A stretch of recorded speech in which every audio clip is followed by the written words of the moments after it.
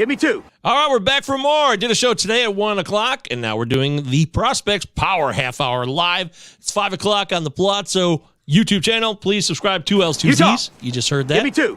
We've got a special guest today to talk Brewers and Reds. We're going to give you the next big 3 for the Brewers and the Red systems. We'll give you the top 3 and the next big 3. My partner, Ben Chase, is here with me as always. Ben, how you doing? I'm doing well, digging out of more snow, but that's living in South Dakota. So, but we have the state basketball tournament. The girls' state basketball tournament is here in town. And so that's my life for the next few days. So, all right. Life of a newspaper reporter, when you have a state tournament in town, that becomes your life for the day. Hey, basketball and snow, nothing changes. The more it stays the same. And then we've got Chris Blessing here, live from Baseball HQ, among other places. Welcome aboard, the master himself, Chris Blessing. Thanks for joining us today to talk Brewers and Reds. Next big 3. Well, thank you for having me. This is awesome, man. I've listened to several of your podcasts. Always nice and entertaining. So I'm pleased to be on here. We were just talking before we went live how I've seen Chris talk at First Pitch Arizona, which is a wonderful Baseball HQ event that happens generally every Arizona Fall League for 4 days, 3 days. Some people turn it into a 4-day weekend, and hadn't had a chance to really engage with him too much because, as you said, it's just a whirlwind when you go there. And I'm sure, especially for you, a lot of people want to pick your brain about a lot of stuff. Yeah, and also I'm at kind of I don't know. I'm not always there because I'm also working during that time as well. I go out to the Fall League. In 2021, I did a lot of backfield scouting. I went to the Rangers complex with a group of people. I went with a scouting buddy to the White Sox Dodgers complex. So I'm not always there. The only time you really get to see me is usually when I'm presenting or if it's after 8 o'clock. I avoid the poker room. We'll do a podcast occasionally, but other than that, I'm out there hanging out after 8 o'clock. Yeah, I have not played in the poker game either. I really do try to absorb a lot. I try to connect with new people, and then I also want to learn. So that's what I'm all about there. I should take more advantage of the games, which I tried to do a little bit more at the last First Pitch in 2022, which it's always a good time. You get a chance to go see games and see players in real time when nobody else is really there. I mean, it's an intriguing event, and people love Arizona Fall League, but it's usually sparsely populated, a lot of the games, especially the day games where it's a 2 o'clock game or a 1 o'clock game, right? Didn't you hang out with one of the prospects? I did, yeah. Well, Ben set it all up because of adoptaminorleaguer.com. Ben connected with Justin Henry Malloy, who now is a Tiger, who at the time was still a Brave, which is Ben's favorite team, and now he's a Tiger, which is my team. So very fortuitous that it ended up working out that way. I actually messaged him the other night to see how he's doing because he was reassigned to minor league camp the other day. He said he feels good and he's great and is excited. Well, that's good. That's good. I saw a lot of him the last 2-3 years because he ended up at Georgia Tech and then playing for Rome in Mississippi. So he came through a few times for me. So I was interested. I think it was Jeff Ponce that told me that you had run into him. And I know Jeff's already been on here talking cheesesteaks and pork rolls and all that good stuff when he covered the Phillies organization. Yep. Yeah, we had him on for that episode talking Phillies and Blue Jays, which you guys can catch anytime. Those are all in perpetuity on our YouTube channel and your preferred podcast platform. All right, so let's dive into it then. We try to keep this to the Prospects Power half hour. Let's start with the Cincinnati Reds. Chris Blessing, shouldn't be complicated. Your top 3 current Cincinnati Red prospects are? My current top 3 is Eli De La Cruz, switch hitting shortstop. I've seen him at third base. He might be an outfielder. We don't know. A lot of comparisons to O'Neal Cruz. Novi Marte, who is now playing third base for the team. And then my third one is Cam Collier, who is already a third baseman. And he was drafted out of the junior college ranks. Took a really weird route there. I was supposed to see him last year as a junior in high school, but he was playing in community college. So that is my top 3. Okay, Ben, what's the disagreement, or is it generally similar? Those are my same 3. Collier, I think he's a guy who if I'm not mistaken, he was the youngest player in the 2022 draft. If not, he was second youngest, but he was something to that effect. But yet he was a JUCO guy. So, but it was because he had reclassified and gone to junior college in order to reclassify. A lot of guys will reclassify a year ahead and just be a high school pick. He actually went the route of like kind of what Bryce Harper did, where he went to junior college and ended up coming out a year earlier with a year of playing some junior college ball against better competition, quote unquote, than what his high school would have allowed. But he ended up, he went to a good junior college program, played a lot of what, in that season, played some of the best junior college competition that you could get. And then, correct me if I'm wrong, Chris, did he not go to Cape Cod for at least a little bit? He did. Actually, Jeff Ponce covered him there. Yeah. I'm super familiar because I do some amateur scouting on the side for an organization. So I'm very familiar with Cam Collier. First off, he's a second generation player. Lou Collier, you guys remember Lou Collier? Yep. He's his dad. He was at a very small Christian high school out of the Atlanta area called Mount Perrin Christian Academy. And I got to see him during his sophomore season a bunch. Also using my contacts, I got to, hear all about him and actually see video from those contacts at the various community college events. So the junior college that he went to, they every February, well, actually every like late January, early February, they have a huge tournament down in that part of Florida. And he was a part of that. And like, that's really on the amateur side of things, that's really when guys get to be seen in community college or in junior college. And he just lit it up against the best competition during those basically a 2-week period. And every eyeball was on him. But then during the season, there's not much to see in junior college other than Cam Collier. And you're also, you got scouts looking at guys. So him going to the Cape Cod League probably got additional eyes on him. There were some question marks whether he was a first rounder coming into the spring. I think that he 16th overall pick. He solved those questions. It's a hit over power type, but if you look at him physically, he looks like a dude that's going to hit a good amount of home runs when he does mature. It's just one of those things that I feel because of his youth, he's going to be a little bit slower than what we're used to. We're used to guys just going right through nowadays. Yeah. And I don't think he's going to be one of those guys. Yep. Fair. Okay. Wow. Exciting. By the way, Chris, I want to tell you, first time ever I read the Baseball HQ minor league analysis report that was sent to me for my going to first pitch in 2021. I loved it, by the way. I really liked what you did. Really well organized, but detailed. Led me on to a lot of new guys I wasn't aware of. So however much of the percentage of that whole thing you did, I want to give you credit for. I really did enjoy it and appreciate it. I want to make sure you know that. Thank you. I have 12 organizations, a bunch of different articles.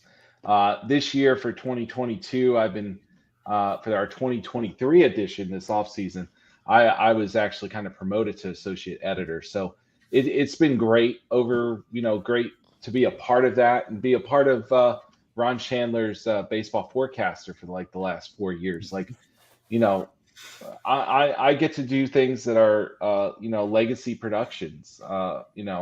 We don't get to be in books as much as we used to be because, that's kind of dying out. But it's nice to go to the bookstore and see your name on a book cover, even if it's like associate editor.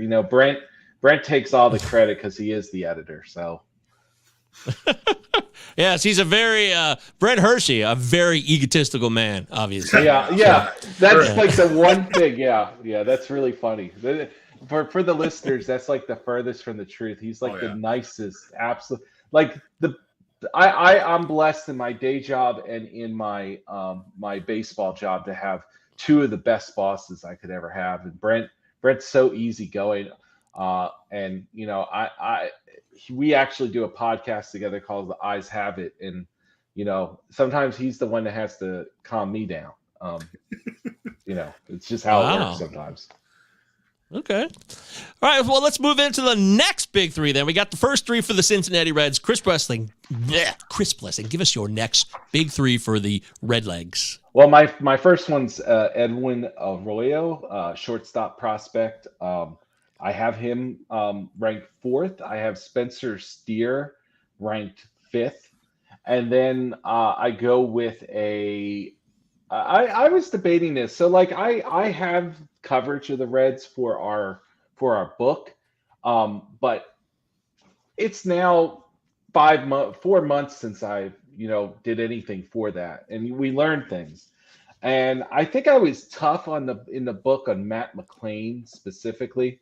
So I've bumped him up to 6 in this.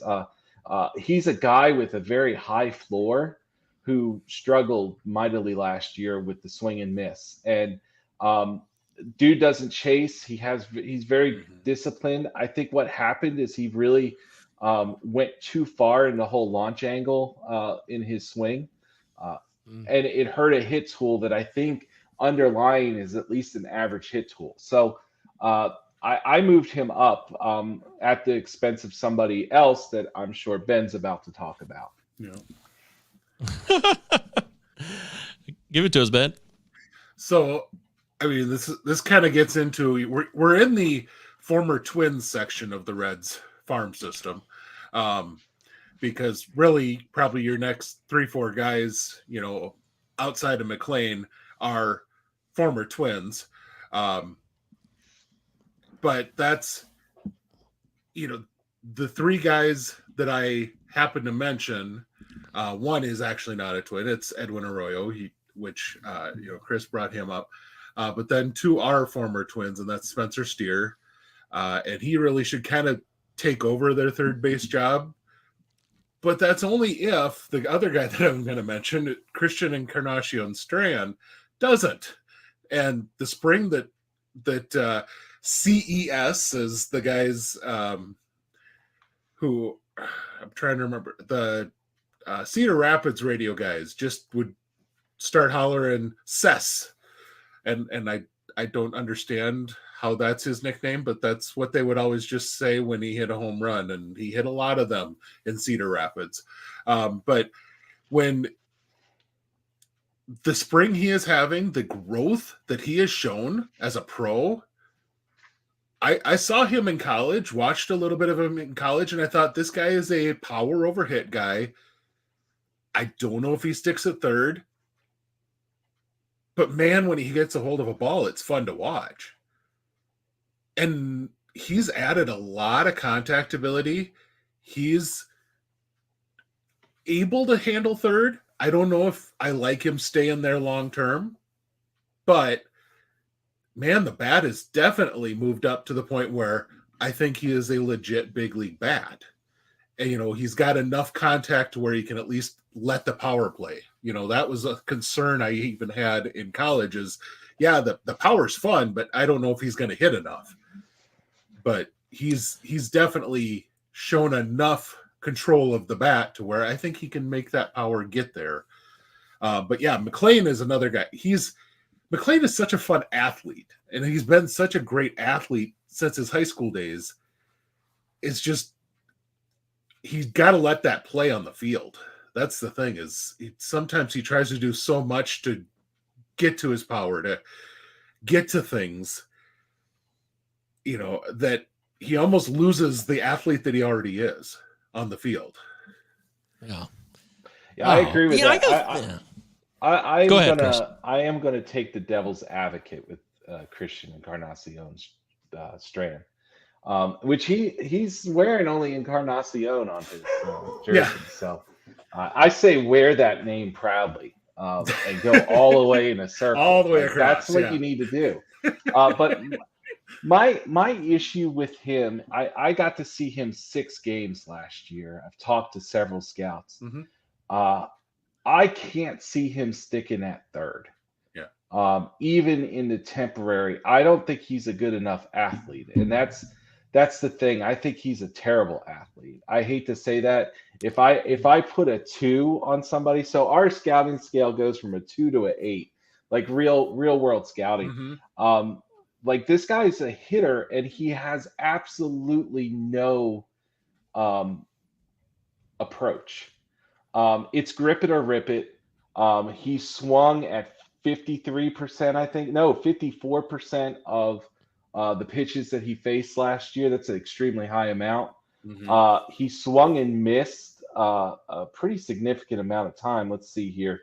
About 30, 31, 29, 30, around there. About, we'll say around 30%. And then he also had a close to 40% chase rate. The zone miss percentage, when I saw him live, his zone miss, meaning the strikes that he swung through in the zone, was about 30%. Overall in the season, it was a lot less than that. So I expect him, like a lot of guys in spring training that have success early, as he's getting against better pitching, it's going to be harder to tread. Mm-hmm. Ben's 100% correct about how hard he hits the ball. This guy just scolds the ball, but he swings at everything with no approach. He's just trying to hit it as hard as he can possibly hit it. And like the ball carries off of his bat. You're right. Like he was a guy that was known as a hit, maybe without an approach guy coming out of college, and he's really improved his power game. It's a profile that our fantasy folks love. Okay, fantasy folks love it. Real world scout guys hate it. Yeah. And then there's this big disconnect. So what I do with these guys is I consider that maybe he's the one guy that can fix an approach in the upper minors. It's really just kind of hard, especially when you're as successful as he was last year. You just put up the stats there. It was a pretty, over 30 home runs. It's a big deal. So,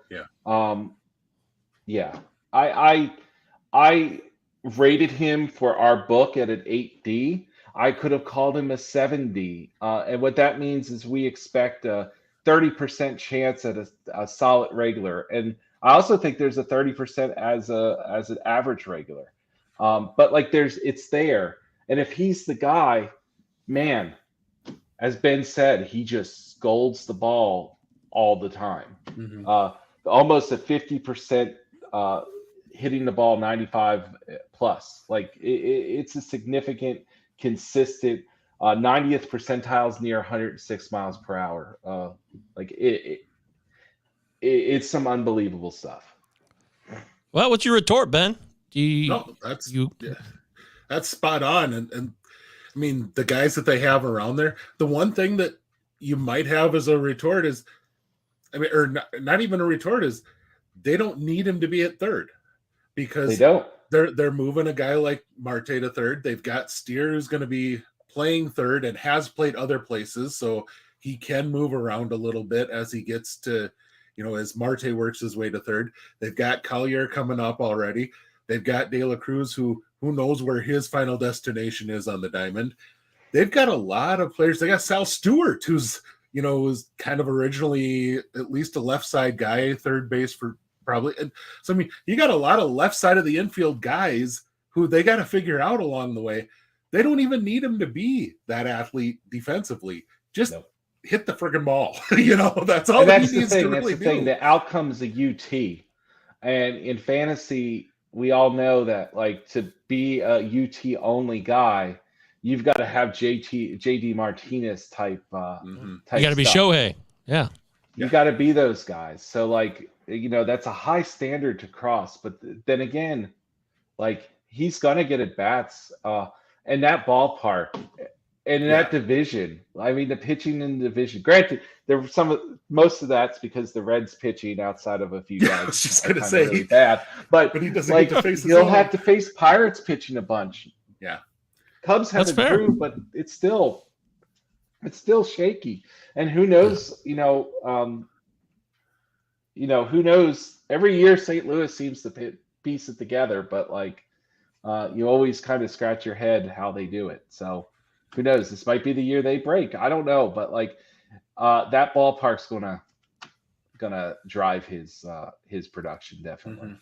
That's very fair. Very fair. All right, we're live here with Chris Blessing. We're talking about the Cincinnati Reds. Top three, next big three. We covered that. Now we want to move into the Brew Crew, the Milwaukee Brewers, the Reds. We could talk about the Reds for hours. Like Chad says here in our comments, which you guys could all jump in. Come on, get involved. The Reds are fun because you could do top three, next three, and next three, and not get more than one identical list across 100 people because there's so much potential in the system. I'm sure you agree with that, Chris. Oh yeah, 100%. Chattanooga last year was phenomenal. Whenever I needed an article in the Southern League, I knew for sure that the home team would give me somebody. Whether it was Joe Boyle, who can't throw strikes but has unbelievable, outrageous stuff, or a guy like Connor Phillips, if he could figure out his sequencing and also figure out, figuring out throwing strikes consistently, like he has a better chance as a starter upside. Like it just was a loaded team. And for fantasy lists, that Ben and I just put together, of course, those hitters are going to be the guys that we lean towards. But in this case, it's, it's just so loaded. I mean, I'm missing guys that I saw last year. Levi Stroud, Williamson. I can't think of his first name. Brandon Williamson. Brandon Williamson. Ever since I've had COVID, which was a few weeks ago, my recall has stunk. I don't know what it is, but I can't recall first names. I can recall last names, no problem, but first names, it's just. Rather know the last, I think. I'd rather take the last than the first. There's a lot of names in minor league baseball. Last name will help you more than a first. Yeah. But Encarnacion Strand works fine, Yeah, exactly. We're about to go to the Brewers and ask me what the first name of the brother I just thought of the guy I'm going to name first is. And, I would have been, if I didn't just think of that, I would have had a hard time. So. Okay. Well, then. Take it away, Chris. Let's move to the Brew Crew. Milwaukee Brewers top three prospects as you see it today, March 9th. The big guy, I think this is unanimous between everybody. It's Jackson Chourio. I guess that's how you pronounce it. He has a brother in the Guardians organization. Mm-hmm. What's his name again? Jason, right? Jason, I think. yeah. Yeah. With an I? Jaison, something like that. I hate to that's I feel guilty because these are guys and they're trying to get somewhere and I can't remember. I've been on 4 podcasts and I can't remember first names unless I write them down, like what I'm doing right now. Sal Frelick, Boston College product, just a very very, very solid prospect. But he's a guy I like for this year type value. Yeah. I think a lot of people are making noise about Garrett Mitchell, and rightfully so. But I think that Sal will eventually take over the center field job this year from him. And then my final guy of the three is Joey Weimer. Right-handed hitting outfielder that we saw in the fall league in 2021. Eric and Clegg went nuts about it that night. I remember. Yes, everybody loved him. I hated his hitch. He had a horrible hitch in his load, but he's resolved it somewhat. It's still there, but it's the hair. It's like golden locks and curly and stuff. Old timers remember a Guardian. Well, I guess you could say Indians at the time because that's where they were. We're talking about the 80s, but we'll say Cleveland. Sure. A Cleveland outfielder named Corey Schneider. Yep. Kind of had the same look and the same athleticism and the same type power. This organization for me really drops off after this. When we get to our next three, we're going to be different. But I'm pretty sure that Ben and I are pretty much in agreement with who the top three guys in this organization are. Oh, I'm curious to see, Ben, what you say about Weimer, because I've heard a lot. I actually remember that year, and there was a lot of hype about him, and also being too much of a strikeout-prone type player. So take it away, man. We've got the same exact three, and I honestly think their system, they're really outfield heavy at the top, and that's just their best guys are outfield heavy. I mean, you want to throw Garrett Mitchell into that mix and just kind of bring him up because he is kind of one of those other guys at the top of their system. But the big thing with where I think Frelick is the different one of that group is that he's more of a baseball rat, baseball skills type of guy.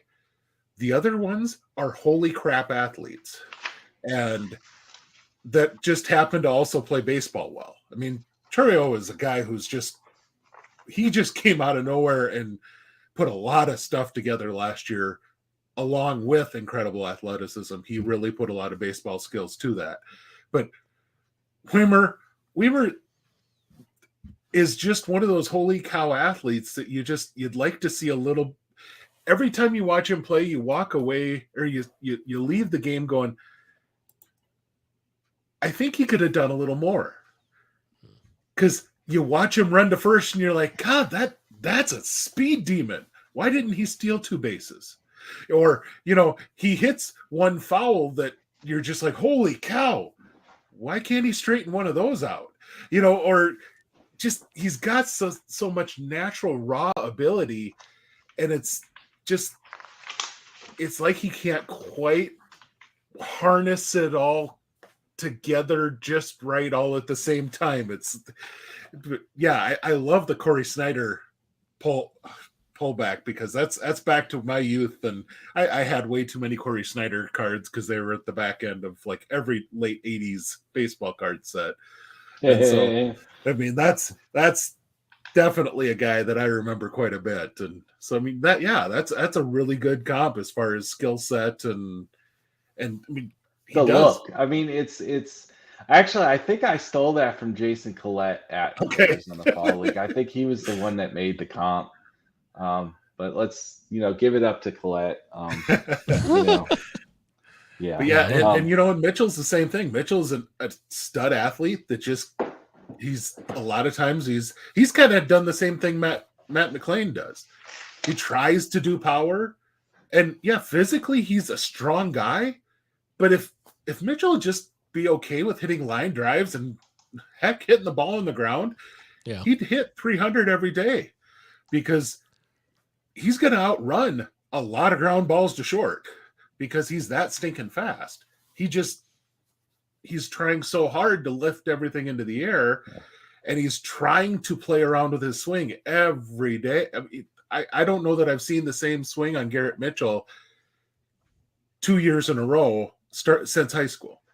Watching him at UCLA, watching him in the minors, he just tinkers with his swing so much, and the raw talent is just immense there. So, but that's their system is really outfield heavy at the top. So I'm just going to throw this out there because you mentioned the strikeouts for Weimer. This is going to be really sad after we just talked him up, but his zone miss rate was over 30% last year, meaning balls in the zone. He just swung through all of them. Mm-hmm. His overall miss rate was under 40%. His chase rate was 33%. He actually made more contact on balls out of the zone than he did. Yeah. Is that terrible? Oh, there was an injury today. Oh my God, that's killer. It was a hamstring issue for Mitchell. Yeah, sets him back a little bit. I don't know how serious it is. I saw people drafting in Razzball, and I was like, "Oh, you guys are going to be so disappointed."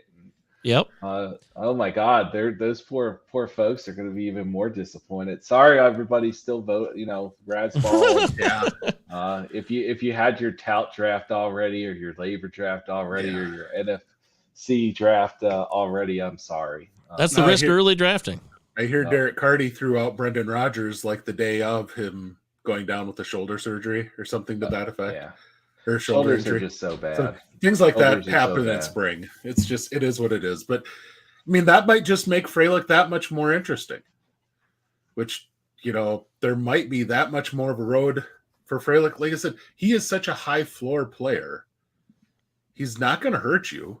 I don't know if Sal Frelick's really going to be a guy that'll ever put up the ceiling that any of these other guys have, but he's going to be a solid ball player. And it's such a high floor. It's just such a high floor that you really can't go wrong. And I really like his defense and center too. I mean, he's not it's once again, it's a high floor defense. I don't know that he's going to be a Gold Glove defender in center field, but he's not going to make major mistakes out there either.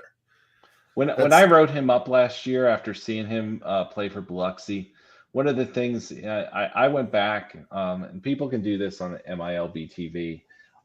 You can go back and kind of try to find games through his game log where he faced quality guys, like guys like Taj Bradley. Like, I didn't see him against Taj Bradley. I saw him against a bunch of really good Reds prospects, but like guys that might not necessarily been able to throw strikes or sequence and command and all that good stuff. Like, but seeing guys that seem pretty apt against sequencing and that sort of thing, he held his own. He was a tough out.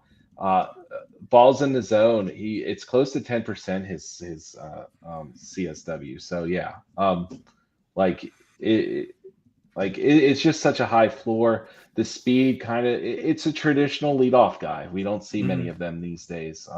I was very surprised with the amount of home runs he hit. I didn't really see that in batting practice. But and we all know, just so y'all know, I don't know if anybody else has shared this, but AAA is like the most juiced environment right now. That ball is just, I think I could hit 2 or 3 home runs, and I'm 42 years old, and I wasn't known as a hitter in high school. So like, I'm just saying, I could probably hit 2 home runs. So anytime you see a guy hit 5 home runs in a small sample there, it's kind of like, well, it's AAA. Well, it's not just the PCL; it's all of AAA. Oh, it's all because the ball is there. Like, I run subsets, like trying to find find sleeper guys, using the data, to write about and that sort of thing. And like, I'll find a sleeper guy like Elijah Dunham of the Yankees is somebody that, some not really a top 10 prospect, but somebody that's kind of outside the top 10 that could be a second division regular, on a team like I don't see it be the Yankees, but like on a Pirates team who seems always going to be bad. Or the Tigers. I'm sorry. Oh, wah, wah, wah. Go Tigers. I've heard them all, man. I mean, we're already so depressed here. Anything but up or anything that's down is just status quo, really. So who cares? Yeah, but just to finish that point, the thing is when you're searching for that, I always remove the AAA sample because the AAA sample just exaggerates everybody. Mm-hmm. And it's crazy. Like, I was telling a few people last night that every time I run one of those things, Nationals prospect James Wood is always on every list. If you didn't rank him top 10, Ben, because I didn't initially rank him top 10, that's a kid that needs to be ranked top 10. Like, the data is just freaking out of sight for the low minors. Just absolutely. Okay. It's something to watch when you do pitching stuff too. I mean, certain, like, because you'll watch a guy who's he allows 1 to 3 home runs every level, gets AAA and allows 15. And everyone's like, well, watch out. He's going to get to the majors and be a guy who allows 15, 20 home runs a year. You're like, no, he's not. No, he's going to go back to maybe 5 to 7 a year because he's got a really good sinker, and he's been a guy who all the way along has not allowed very many, got to AAA. He saw some guys that were able to take him out. If he's got that kind of a level of sinker, it's going to get back to at least something like that. Yeah. You're in a different environment in AAA. I mean, just look at the Arizona guys that made their debuts last year and see how they pitched in the major leagues compared to AAA. I mean, there was a part of the season where we just were like, oh my God, all these guys are just flaking out. But it turns out that, a lot of that had to do with the psyche. I mean, there's teams that don't even send guys to the PCL to get beaten on. I mean, the Dodgers had the Chattanooga affiliate for so long because they didn't want to send anybody to Las Vegas when they had the Las Vegas affiliate. Now that's what's amazing what Zach Gallen did a couple years back. Mm-hmm. Like, his numbers were decent. They weren't like amazing, but they weren't god awful, and it was impressive, right? Yeah. Brandon Pfaadt this last year was kind of the same way. He actually had good numbers. He actually led the minor leagues in strikeouts, but he had good numbers in AAA, which kind of makes him go, ooh, that's really, really good. So anyway, we're not talking Arizona. We should maybe we got off. All right, let's lock this in. Probably because the next part, dude, is going to stink. Well, give it to us. Give us the next big three for the Brewers as you see it, Chris, whatever it is. All right, so I put Bryce Terang 4. Honestly, he could have been 3. And then it's just like you're going like this. You're at a roulette table and you're throwing it out at this point. And that's where we're at. I guess I should just discount Garrett Mitchell for getting hurt today. But he was my 5th. And Ben's already kind of covered it. I don't think he's going to hit in the big leagues. I don't. The swing is so ugly. It's so different all the time. I just don't think he's going to hit. But here's the thing. Athleticism plays, and sometimes athleticism can figure it out. So we're throwing out some roulette things. Let's let it ride and give a guy that might have a 10% chance of a solid regular outcome get there, okay? And then the last guy is a guy that we both agreed on our top our next 3, and that's Jefferson Cuero, the catching prospect. In fantasy, you don't ever really want to push catching prospects that highly up there, but I think he's a guy that sticks at the position whether there's going to be an automated zone or not, and I think he has very good underlying hit metrics and underlying swing that really kind of could carry that profile. Yeah. And Cuero was a 19 in the AFL this year? Yeah. He went to the AFL. But he was, His birthday's October 8th, so he was just turning 20. He didn't really fit. Like, it was obvious he was young for the league. And, watching batting practice again with other guys, he wasn't at the same level. In the Arizona Fall League, like, I don't know how he produced, but like I throw everything out that happens there. Yeah. The pitching is god awful.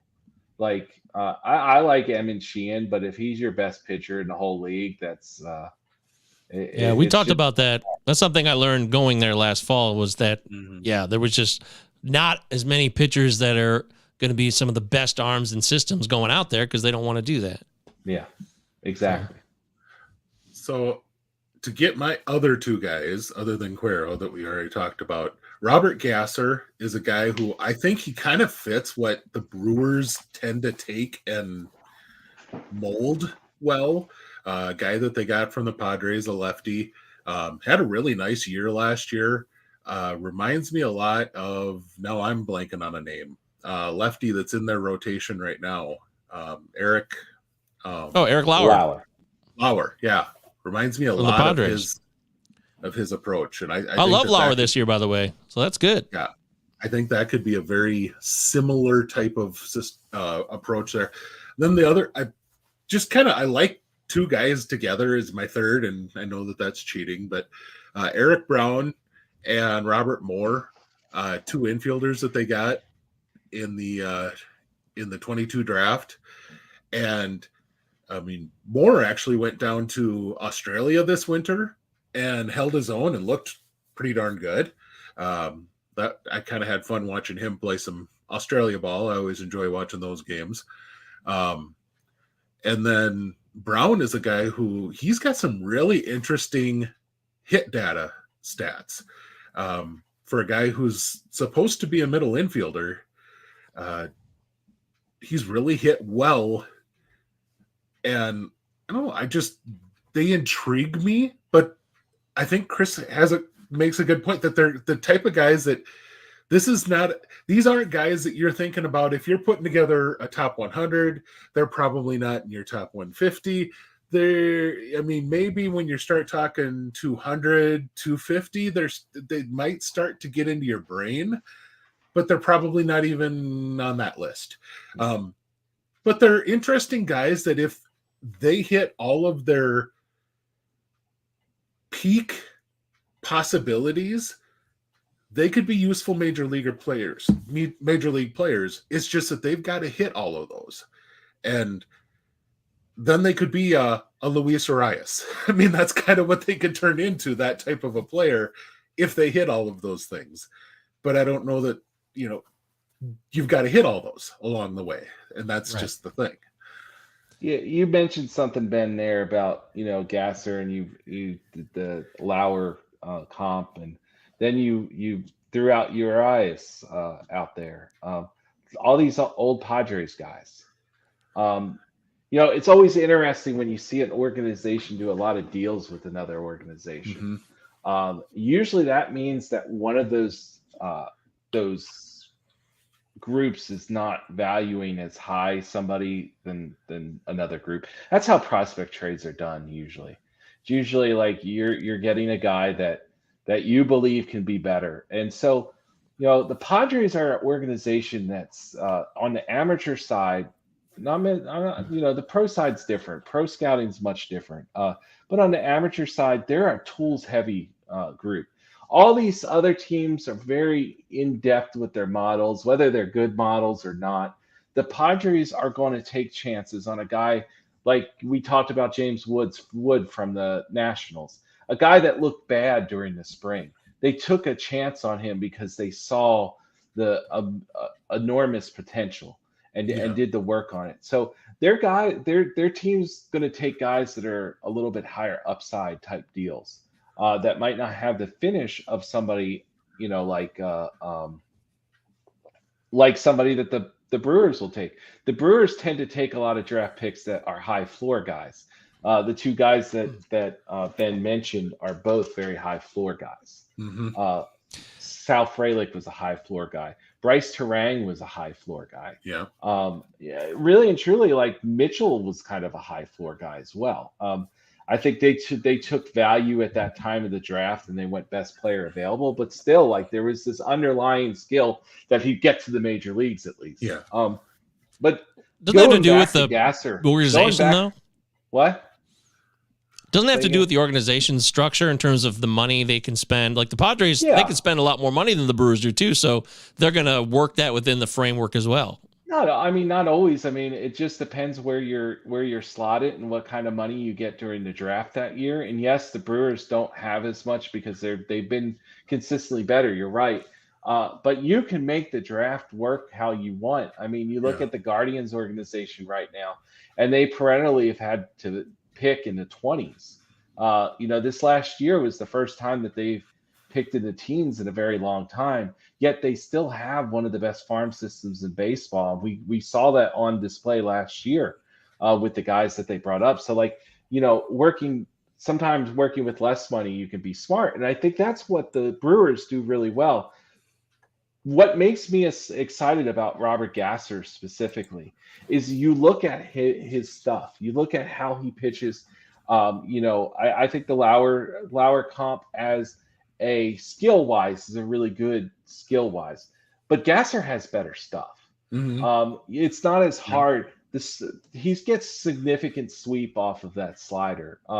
He mixes a four-seamer, a two-seamer, and a cutter.